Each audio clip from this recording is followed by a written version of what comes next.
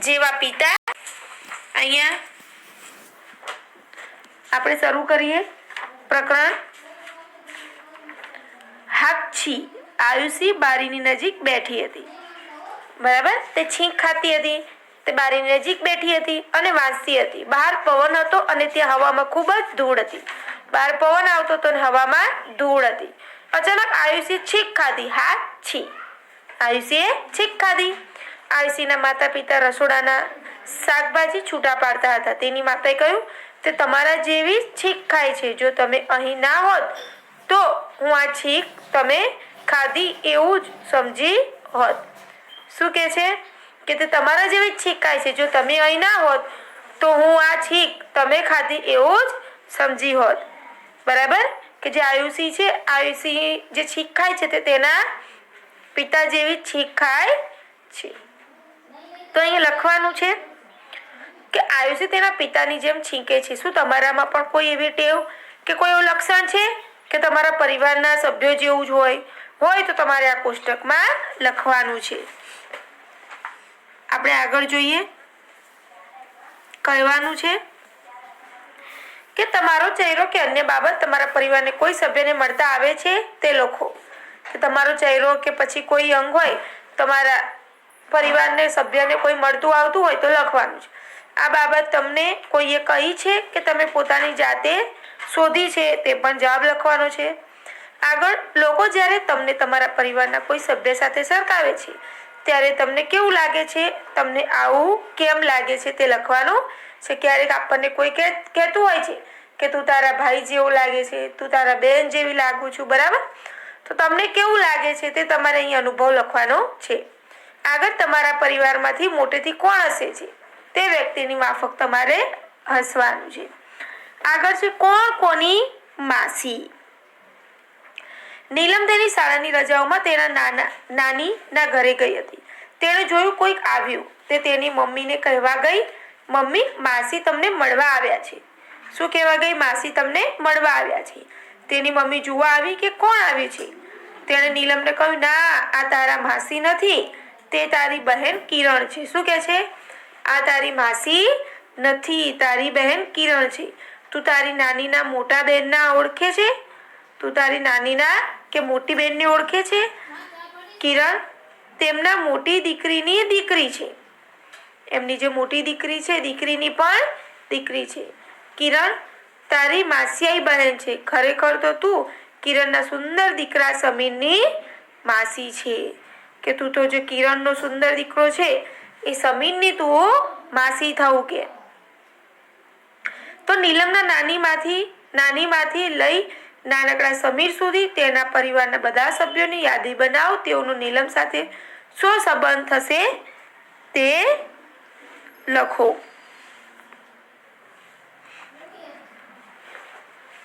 તો તેની નાની છે નીલમની નાની, બરાબર, એટલે કે નીલમના મમ્મીની મમ્મી। હવે મોટી નાની એટલે કે નીલમની મમ્મીના મોટા કાકી। મોટી નાનીની મોટી દીકરી એટલે નીલમના માસી। પછી કિરણ છે નીલમની માસીની દીકરી છે અને સમીર છે નીલમનો ભાણિયો થાય। આગળ શોધી કાઢો તમારા પરિવારમાં આવા કોઈ ઉદાહરણ હોય કે જેઓની ઉંમરમાં મોટો તફાવત હોય, કે કાકા ભત્રીજા, મામા ભાણેજ કે ભાઈ બહેન, જે તમારા વડીલો પાસેથી તમારે જાણવાનું છે। ચલો આપણે આગળ જોઈએ। શું તારા દાદીની પિતરાઈ બહેનની બીજા નંબરની દીકરી જેવી જ લાગે છે? તો અહીં આપણે બધા કેવી રીતે સંબંધિત છીએ તે જોઈએ। નીલમ સમીર સાથે રમવા લાગી। તેની માતાએ કિરણને બોલાવીને કહ્યું, જો મારી નીલમના વાળ તારા જેવા છે, જાડા, વાંકડે અને કાળા। શું કહે છે? મારી નીલમના વાળ તારા જેવા છે, જાડા, વાંકડિયા અને કાળા। સારું છે કે તેના વાળ મારા જેવા નથી, સીધા, મુલાયમ અને બદામી। નીલમના નાની હસ્યા અને કહ્યું, હા શું તે વિચિત્ર નથી? અમારા બહેનોના વાળ જાડા હતા અને હવે તમારી બીજી પેઢીના વાળ અમારા જેવા જ છે। કે અમારા બહેનોના વાળ જાડા હતા અને હવે તમારી બીજી પેઢીના વાળ છે તે પણ એમના જેવા જ છે। નીલમ આ બધું સાંભળતી હતી। તેણે વિચાર્યું, અમે બધા દૂરના સગા સંબંધીએ છીએ, પરંતુ અમે ઘણા બધા નજીક ઘણી બધી રીતે એક જેવા છીએ, કે દૂરના સગા સંબંધીઓ છે તો પણ અમે બધા ઘણી બધી રીતે એક જેવા છીએ. તો અહીંયા શોધી કાઢો અને લખો છે કે શું નીલમના વાળ તેની નાની જેવા માંકડિયા છે. હવે તમે તમારા ભાઈ કે બહેનમાં કોઈ ખાસ લક્ષણો જુઓ, જેમ કે આંખોનો રંગ, ગાલમાં પડતા ખંજન, ઊંચાઈ, પહોળું અને તીક્ષ્ણ નાક, અવાજ વગેરે. આ લક્ષણ માતા તરફથી છે કે પિતા તરફથી આવ્યું તે પણ આપણે જોઈ અને ઉદાહરણ આપવાનો છે. અહીંયા તમારે કોષ્ટક પૂર્ણ કરવાનો છે. આગળ તમે તમારા પરિવારમાં સૌથી નાના બાળકને જોયું છે કે તમે તમારા પરિવારમાં સૌથી નાના બાળકને જોયું હોય, તમારા નાના ભાઈ કે બહેનને, તો હા લખવાનું. તો બાળકની આંખો, નાક, વાળ કે આંગળીઓ પરિવારના કોના જેવી છે તેમના તમારે નામ લખવાના છે. આગળ જોઈએ, તમારા વાળનો રંગ કયો છે, તમારા વાળની લંબાઈ માપો. તમારા વાળનો રંગ લખવાનો છે અને પછી તમારા વાળની લંબાઈ માપવાની છે. શું તમારા વાળ તમારા પરિવારના કોઈના જેવા છે? જો હા, તો તે વ્યક્તિનું નામ લખવાનું તમારે. તમારા પરિવારના બીજા સભ્યોના વાળ માપવાના. અને તમારા પરિવારમાં સૌથી લાંબા વાળ કોના છે તે આપણે જેના સેન્ટીમીટર વધુ થયા હોય તે નામ લખવાનું. 1 મીટર કરતાં લાંબા હોય કે જેના વાળ, તો તેવા પરિવારમાં વારસાગત હોવું જોઈએ. બરાબર. આગળ, શું તમે જાણો છો કે તમે તમારી ઊંચાઈ કેવી રીતે માપશો? તો તમારી જાતને માથાથી પગના અંગૂઠા સુધી માપો અને તમે કેટલા ઊંચા છો તે લખો. તમે જ્યારે મોટા થશો ત્યારે તમારા મતે તમે કેટલા ઊંચા થશો? શું તમારા પરિવારમાં કોઈ આટલી જ ઊંચાઈ વાળું છે? તમારા પરિવારના બધા સભ્યોની ઊંચાઈ માપવાની. પહેલા વાળ માપવાના છે, હવે ઊંચાઈ માપવાની છે. આગળ છે, શું અરીસો છે કે બાજુના ચિત્ર જુઓ. શું મીના અરીસાની સામે ઊભી છે? ના, આ તેની જોડિયા બહેન છે. કઈ તેના જેવી દેખાય છે પણ તે અરીસામાં ઊભી નથી. તે બે શું છે? જોડિયા બહેન છે. શું તમે ગૂંચવાઈ ગયા ને? તેના મામા પણ તેમને પહેલી વાર જોઈને ગૂંચવાઈ ગયા હતા. એક વખત મમતાની મસ્તી માટે મીનાને ઠપકો મળ્યો કે મસ્તી મમતા કરતી હતી અને ઠપકો કોને મળ્યો? મીનાને. તો ઘણી વખત મમતા તેના મામા સાથે મજાક કરે અને કહે મમતા બહાર ગઈ છે. મમતા પોતે એના મામા સાથે મજાક કરે અને મજાકમાં શું કહે છે કે મમતા તો બહાર ગઈ છે.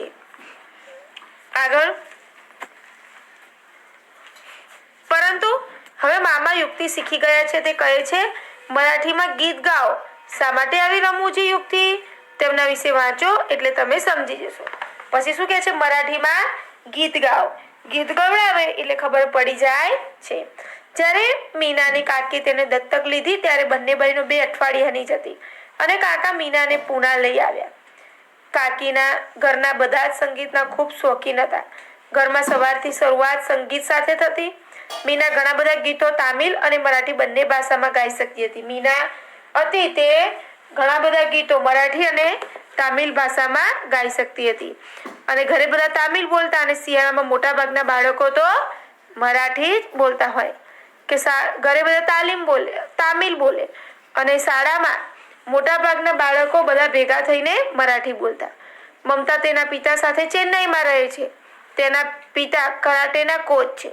તો મમતા 3 વર્ષની હતી ત્યારથી જ તેણે બીજા બાળકો સાથે કરાટે શીખવાનું ચાલુ કરી લીધું હતું અને રજાના દિવસે સવારમાં બંને પિતા અને પુત્રી કરાટેની પ્રેક્ટિસ કરતા હતા કે તે કરાટે શીખવાનું તે ચાલુ રાખ્યું ચેન્નઈમાંથી. ત્યારે મીના અને મમતા એક જ જેવા દેખાય પરંતુ તે એકદમ અલગ છે. મીના અને મમતા દેખાય એક જેવા પરંતુ તે સાવ અલગ છે. હવે તમને ખબર પડી કે મમતા કે મીનામાંથી સામે કોણ છે તે શોધવાની મામા પાસે તેમની પોતાની રીત હતી કે મામા બંનેને શોધી શકતા હતા, કેમ કે મામાને પોતાની એક રીત હતી કે મરાઠી ગીત ગાવાનું કહેતા તો મરાઠી તો મીનાને જ આવડતા. બરાબર, ગીત ગાતા એટલે. આગળ છે, ચર્ચા કરવાની છે મીના અને મમતામાં સમાન શું છે કે તમે મીના અને મમતાની આ વાત જોઈ તેમાં સમાન શું છે અને તફાવત શું છે? તો મીના અને મમતા જોડિયા બહેનો છે. તેઓ દેખાવે સમાન છે. તેમનો દેખાવ, કદ, નાક, આંખો બધું જ સમાન આવે છે. બંનેમાં તફાવત જોઈએ તો મીનાને 2 ભાષાઓ આવડે, તમિલ અને મરાઠી, જ્યારે મમતાને ફક્ત તમિલ ભાષા જ આવડે. મીનાનો ઉછેર તેના પૂનામાં રહેતા કાકા કાકી કરે છે, જ્યારે મમતાનો ઉછેર ચેન્નઈમાં રહેતા તેના મમ્મી પપ્પા કરે છે. આગળ, તમે કોઈ જોડિયા બાળકોને ઓળખો છો? તેનામાં શું સમાન છે? તેઓ કેવી રીતે જુદા છે? કે કોઈ જોડિયા બાળકને તમે ઓળખતા હો તો એ બંનેમાં સમાન શું છે અને અલગ અલગ શું છે તે તમારે લખવાનું છે. તમે એવા જોડિયા બાળકોને ઓળખો છો કે જે સમાન દેખાતા નથી? કોઈ એવા જોડિયા બાળકો ઓળખતા હોય તમે કે બંને સમાન ન દેખાતા હોય, તેના નામ લખવાના છે. મીના અને મમતા બંને એકબીજાને ખૂબ જ મળતા આવે છે, છતાં તેઓ જુદા છે. ઉદાહરણ તરીકે મીના 2 ભાષા જાણે છે. જો મમતાના પરિવારમાં 2 ભાષા બોલાતી હોય તો પણ તે 2 ભાષા શીખી શક્યો. આપણે ઘણી વસ્તુઓ જેવી કે ભાષા, સંગીત, વાંચન કે ગૂંથણ શીખીએ છીએ, જ્યારે આપણને તે કરવા તક અને પરિસ્થિતિ મળે છે. કે આપણે ભાષા શીખીએ, સંગીત, વાંચન, ગૂંથણ બધું શીખીએ, પણ જ્યારે આપણને તે કરવાની તક અને પરિસ્થિતિ મળી રહે ત્યારે શીખાય છે. આગળ જોઈએ આ પરિવારમાંથી. તો સૌપ્રથમ આ રસપ્રદ સર્વેક્ષણ તમારા વર્ગમાં કરો. કેટલાક બાળકો આ કરી શકે છે તે લખો. તમારા દાંતને સ્પર્શ કર્યા વગર તમારી જીભને મોંમાંથી અંદરની તરફ વાળો. આ તમારે પ્રવૃત્તિ કરવાની છે.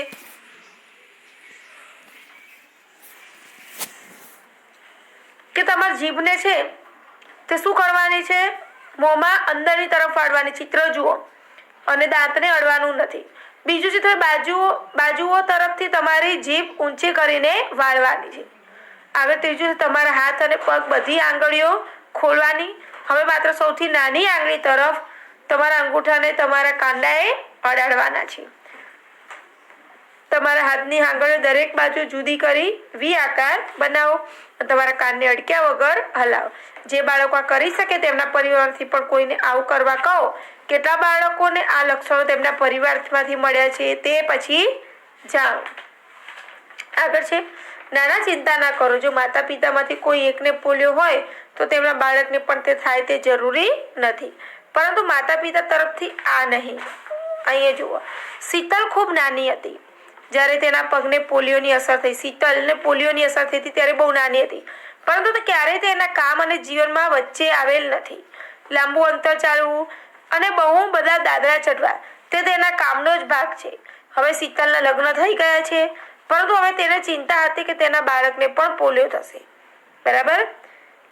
કે શીતલને ચિંતા હતી કે તેના બાળકને પણ પોલિયો થશે. તો તેણે આ વિશે ડૉક્ટર સાથે વાત કરી. તેણે ડૉક્ટર સાથે વાત કરી કે મારા બાળકને પણ પોલિયો થશે. તો શું તમે પોલિયો વિશે કંઈ વાંચ્યું છે કે સાંભળ્યું છે? ક્યાં કે તમે પોલિયો વિશે કંઈ સાંભળ્યું છે?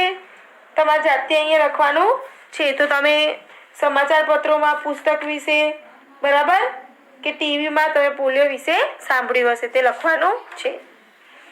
તમે કોઈને જાણો છો જેને પોલિયો થયો હોય કે કોઈને પોલિયો થયો હોય તો એ વ્યક્તિને તમે જાણતા હો તમારે લખવાનું છે. આગળ જોઈએ આપણે કે વટાણા સાથે પ્રયોગો. લીસા કે ખરબચડા? જોઈએ. ઈસવીસન 1822માં ઓસ્ટ્રિયાના ગરીબ ખેડૂત પરિવારમાં ગ્રેગર મેન્ડલનો જન્મ થયો હતો. કે ઈસવીસન 1822ની વાત છે. ઓસ્ટ્રિયાના ગરીબ એક ખેડૂત પરિવાર હતો, તેમાં ગ્રેગર મેન્ડલનો જન્મ થયો હતો. તેઓને અભ્યાસનો ખૂબ જ શોખ હતો, પણ પરીક્ષાની વાત આવતા જ ગભરાઈ જતા. તેમની પાસે યુનિવર્સિટીમાં જઈને અભ્યાસ કરવાના નાના પૈસા ન હતા. કે તેમની પાસે યુનિવર્સિટીમાં જઈને અભ્યાસ કરવા માટે પૈસા ન હતા. આજે તેમણે એક મઠમાં સાધુ બનવાનો વિચાર કર્યો. તેમણે વિચાર્યું કે ત્યાંથી તેમને વધુ અભ્યાસ માટે મોકલવામાં આવશે, જે તેમને જોઈતું હતું.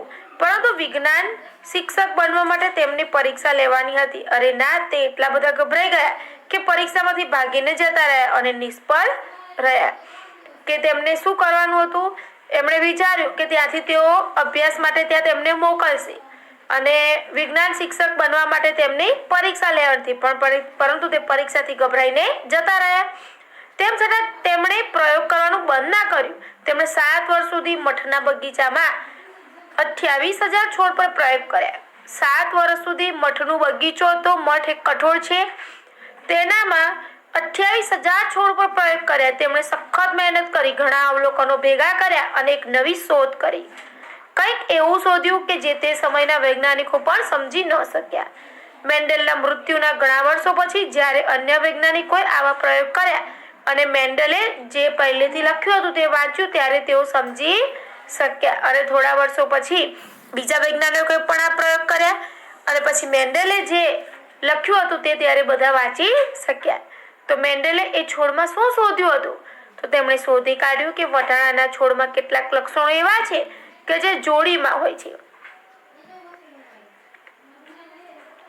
જેમ કે બીજ ખરબચડા છે કે લીસા, તે પીળા છે કે લીલા, અને છોડ ઊંચો છે કે નીચો, તેના સિવાય કંઈ જ નહીં. જે છોડના બીજ ખરબચડા કે લીસા હોય તે છોડની આવનારી પેઢીના છોડના બીજ પણ ખરબચડા કે લીસા હશે કે કોઈ બીજ થોડા ખરબચડા અને થોડા લીસા એવા મિશ્રિત ન હતા. આવું જ તેમને રંગ સાથે પ્રયોગ કરતા પણ જોવા મળ્યા કે જેના બીજ લીલા કે પીળા હોય તેના નવા બીજ પણ કેવા આવે? લીલા કે પીળા જ આવે. તો બીજની નવી પેઢીમાં પણ લીલા કે પીળા રંગનું મિશ્રણ ન હતું. તો મેન્ડલે દર્શાવ્યું કે આવનારી પેઢીના વટાણાના છોડમાં પીળા બીજવાળા છોડ વધુ હશે. તેમણે એ પણ દર્શાવ્યું કે આવનારી પેઢીના વટાણાના છોડ લીસા બીજ ધરાવતા હશે. કેવી અદ્ભુત એમણે શોધ કરી હતી. આગળ જોઈએ થોડું પરિવારમાંથી, થોડું પરિસ્થિતિઓમાંથી, કે થોડું પરિવારમાંથી અને થોડું પરિસ્થિતિઓમાંથી શીખવાનું છે.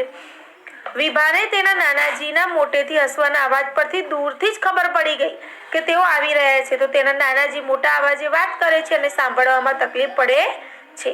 કે તમારા ઘરમાં એવા લોકો છે કે જે ઊંચા અવાજે વાતો કરતા હોય? શું તો તેમની ટેવ છે કે પછી તેઓ બરાબર સાંભળી શકતા નથી? તે તમારે લખવાનું છે. આગળ એવો સમય છે જ્યારે તમે કેટલાક લોકોની સામે મોટેથી વાત કરતા નથી. ક્યારે, કોની સાથે, કેમ? તમે ક્યારે મોટેથી બોલી શકો છો? બરાબર. તો આપણે ઉત્તર લખીશું કે આપણા વર્ગમાં શિક્ષણ કાર્ય ચાલુ હોય ત્યારે આપણે અંદર મોટેથી વાત કરી શકતા નથી. આ ઉપરાંત શાળાના આચાર્યશ્રી સામે મળે ત્યારે મોટેથી વાત કરી શકતા નથી, કારણ કે આચાર્યશ્રી આપણા કેવા હોય છે? સન્માનીય વ્યક્તિ છે. જ્યારે અમે રમતના મેદાન પર હોઈએ ત્યારે રિસેસના સમયે મોટેથી બોલી શકીએ છીએ. અને ઘરે હોઈએ ત્યારે પિતાજી ઓફિસથી ઘરે આવી જાય પછી મોટેથી વાત કરી શકતા નથી, કારણ કે તેમને ઘોંઘાટ પસંદ નથી. આગળ કેટલાક લોકો પોતાને સરખું સંભળાય તે માટે કાનમાં યંત્ર પહેરે છે. કેટલાક લોકો એવા હોય કે તેમને બરાબર ન સંભળાતું હોય તો કાનમાં યંત્ર પહેરતા હોય છે. કેટલાક લોકો પોતાને બીજી રીતે મદદ કરવા લાકડી કે ચશ્માનો ઉપયોગ કરતા હોય છે. આવું જે કરતા હોય તે કોઈને તમે જાણતા હોય તો નામ લખવાનું છે. આગળ જે લોકો સરખું સાંભળી શકતા નથી તેમની સાથે વાત કરો અને તેઓને તે મુશ્કેલી જન્મથી છે તે શોધો. તેઓને સાંભળવાની તકલીફ ક્યારથી શરૂ થઈ અને તેઓ કેવી મુશ્કેલીનો સામનો કરવો પડે છે તે આપણે પૂછવાનું છે. કે જે કોઈ સાંભળી ન શકે તો તે બહેરા વ્યક્તિ છે, બહેરા જન્મથી છે કે જન્મ પછી આવી બહેરાશ, બરાબર? અને કેવી કેવી મુશ્કેલીનો તેમને સામનો કરવો પડે છે તેનો જવાબ તમારે શોધીને લખવાનો છે. આગળ તો આપણે જોયું કે થોડા લક્ષણો અને ટેવો આપણને પરિવાર તરફથી જ મળે છે. કે થોડાક એવા લક્ષણો અને ટેવો છે કે આપણને પરિવારમાંથી જ મળે છે. થોડી વસ્તુઓ અને કૌશલ્યો આપણે પરિસ્થિતિઓમાંથી જ શીખીએ છીએ. સમય સાથે આપણી આવડત બદલાય છે. કોઈ બીમારી અથવા વધતી ઉંમરના કારણે આ બધું સાથે મળી આપણે શું છીએ તે બનાવે છે. તો આપણે જોઈએ કે આપણે શું શીખ્યા, કે તમે શું વિચારો છો, કે તમને તમારા માતા તરફથી શું મળ્યું છે. કે તમને તમારા માતા તરફથી જે મળ્યું હોય તે તમે લખી શકો છો. જે તમારો દેખાવ છે, બરાબર, તમારા આંખ છે, નાક છે, કાન છે, જે તમને તમારા માતા તરફથી મળ્યો હોય તે પછી લખી શકો છો. પછી તેમની ટેવો પ્રમાણે પણ લખી શકો છો કે માતાને જે ટેવ હોય તે આપણા છોકરાઓમાં પણ ઉતરે છે તો તે પણ તમે લખી શકો છો. આગળ છે તમને તમારા પિતા તરફથી શું મળ્યું. તો તમને તમારા પિતા તરફથી તમારા આંખો, વાળ, મોં, બરાબર, ચહેરાનો રંગ જે મળ્યું હોય તે તમે લખી શકો છો. અને એમના ગુણ કેવા છે તમારામાં કેવા છે તેમના જેવા